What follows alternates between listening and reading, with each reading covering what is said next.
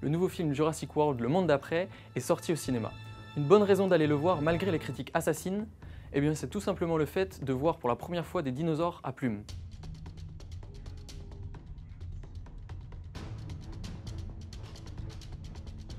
Vous vous souvenez des premiers films Jurassic Park où l'on pouvait apercevoir des dinosaures semblables à de gros reptiles géants?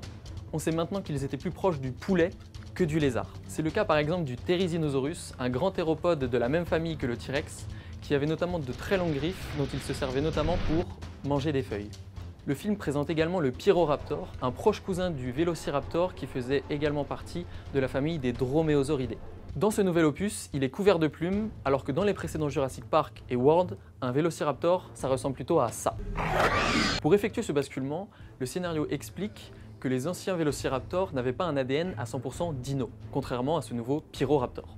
En réalité, on sait aujourd'hui que la plupart de ces animaux avaient des plumes, grâce notamment aux nombreuses découvertes récentes des scientifiques. À tel point que les paléontologues estiment aujourd'hui que l'on est rentré dans un nouvel âge d'or des dinosaures.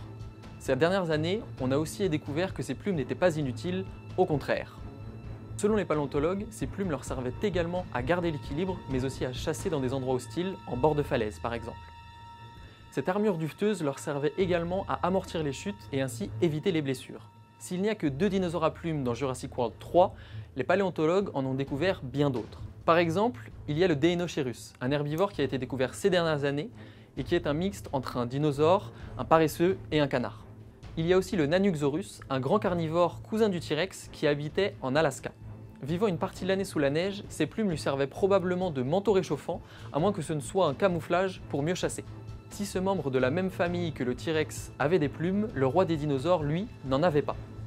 Plus précisément, seuls les petits avaient un duvet qui disparaissait par la suite à l'âge adulte. Idem pour des animaux comme le Triceratops ou encore le gigantesque Titanosaure. Plume ou pas plume, c'est tout le principe de la théorie de l'évolution. Si certains en ont hérité pour avoir un avantage dans la compétition naturelle, d'autres n'en avaient pas vraiment besoin.